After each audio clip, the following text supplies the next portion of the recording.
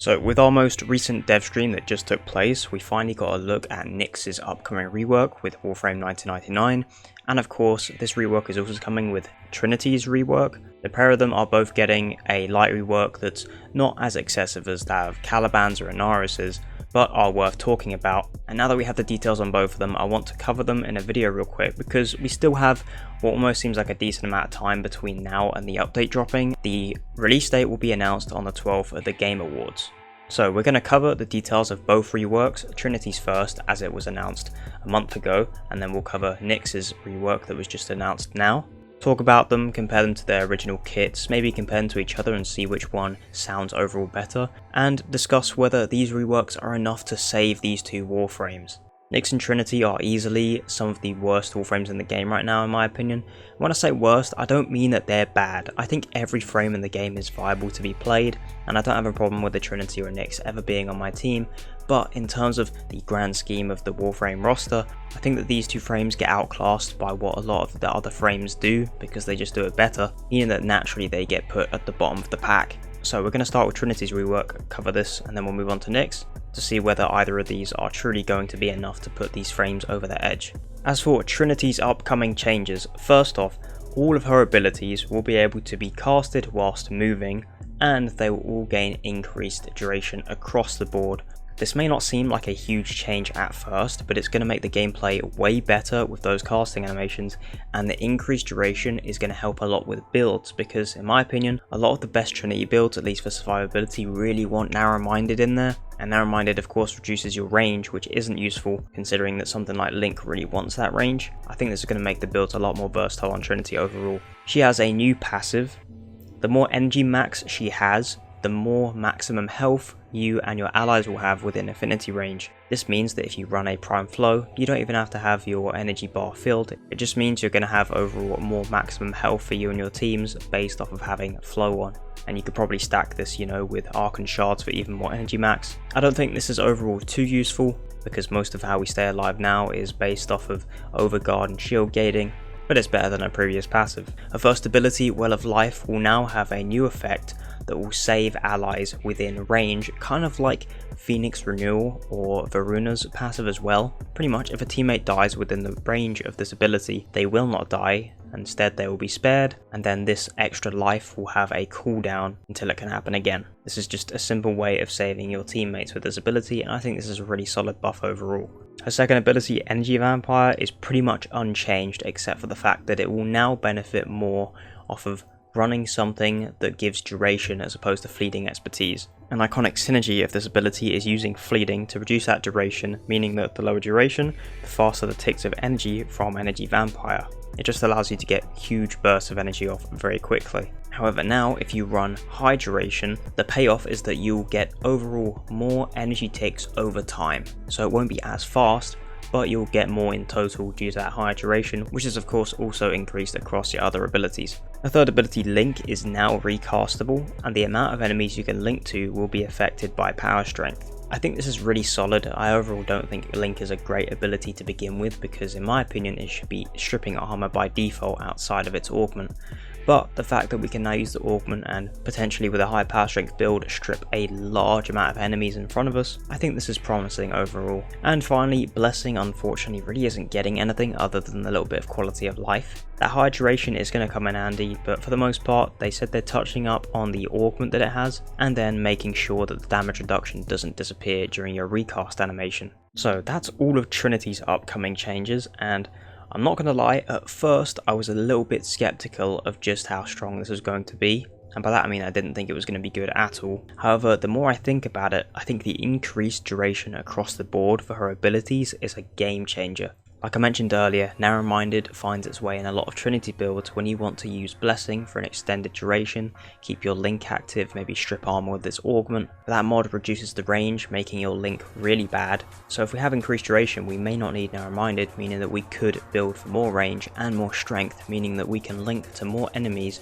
and strip for more armor, based on the strength changes and how it affects said ability. And we're just going to have even more insane sustainability with the change to Energy Vampire, and then of course more tankiness with the passive and being able to save you and your allies with your 1. It seems to me like they're really taking Trinity's kit and what she's already good at and making her way stronger at it in order to compete with the other supports who are doing similar things. She's still going to be lacking in damage, and I think this rework is more of an approach like how they did with Loki recently. They don't want this frame to be a nuke and to be in the damage meta, they want them to fit their own theme. Overall, I think this is going to make Trinity way easier to make setups for and have her entire kit feel way more versatile and easier to set up. High range and strength on Link, stripping enemies armor with its augment, larger match duration on your 4, ally protection with your 1 and your passive, and the 2 is going to be more versatile. Do I think this is going to save Trinity from being at the bottom of the pack of the Warframes? In terms of pick rate, honestly, there is a high chance. Depending on how good this frame feels, especially with the recast changes, she could feel fun enough for people to actually start picking her up and use on their team. But I don't think she's going to be breaking any new ground in terms of pick rate, purely based on the fact that the game really wants large amounts of damage for the meta, and it has been that way for years. But overall, I think this rework is a bit more promising than it let on previously. Now moving on to the upcoming Nyx changes. For her new passive, if you have 5 or more enemies confused within affinity range, it will grant you a large crit chance bonus to your guns.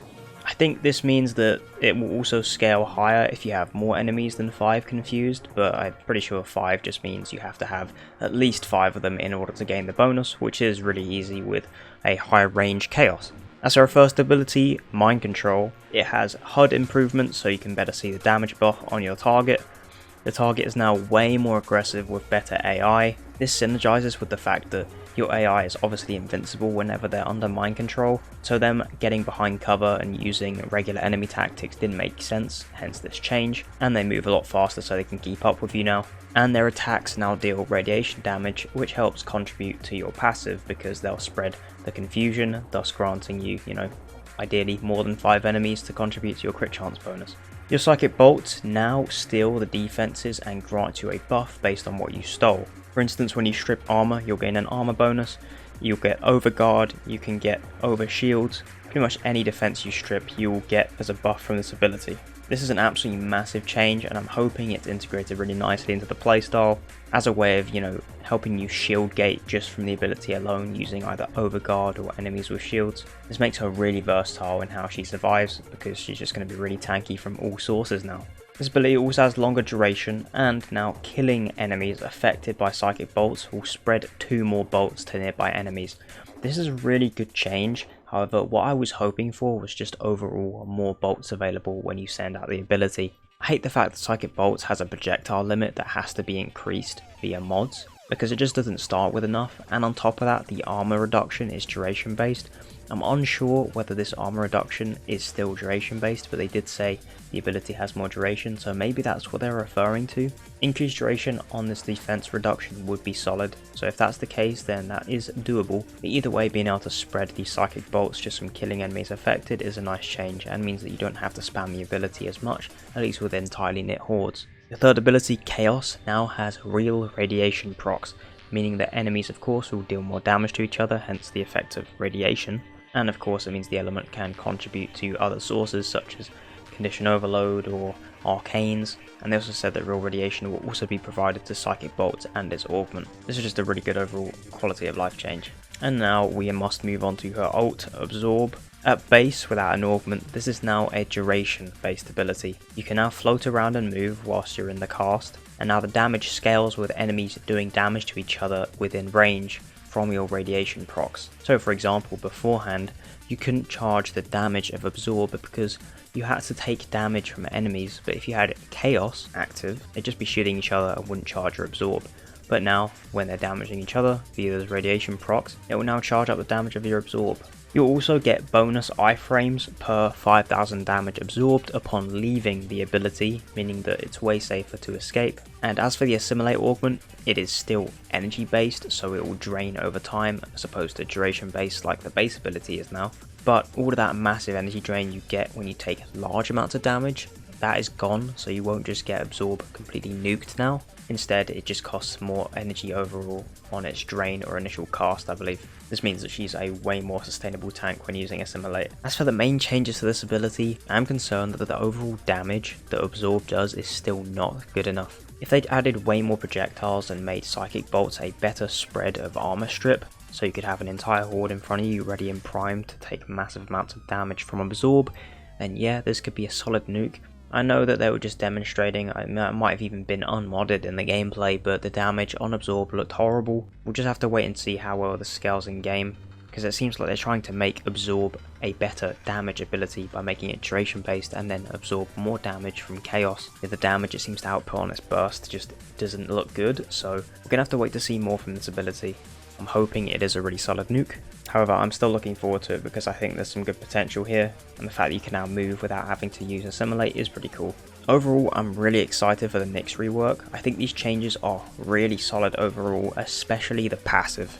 The passive reminds me a lot of Urelli's and Zephyr's. It's going to make it way more satisfying to play. Her survivability is going to be excellent. Nyx has always been a pretty decent tank and been able to stay alive, and honestly I actually have hope that her mind control might be viable as a solid AI damage source now. They've always struggled making mind control compete with something like Wukong's clone, but these buffs might just put it over the edge, especially with how well you can now spread Psychic Bolts. This looks incredibly fun, but the only ability I'm super skeptical on is Absorb.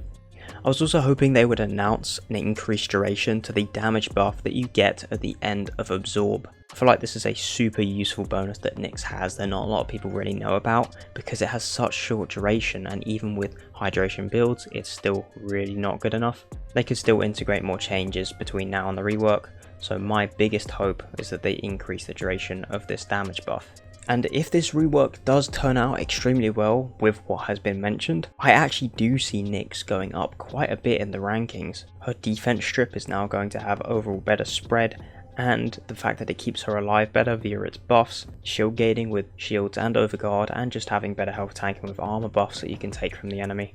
Chaos and Absorb have a lot of potential to be really strong, and also if Mind Control does end up competing with Wukong's clone, then it's going to put her up there in terms of AFK frames, because I know people love to just keep AI running around and doing everything for them. She could be extremely convenient, and Absorb is even better now, so she's a way better tank. I think this rework has a lot more potential than Trinity's, purely based on the fact that there seems to be more of a focus on increasing her damage here.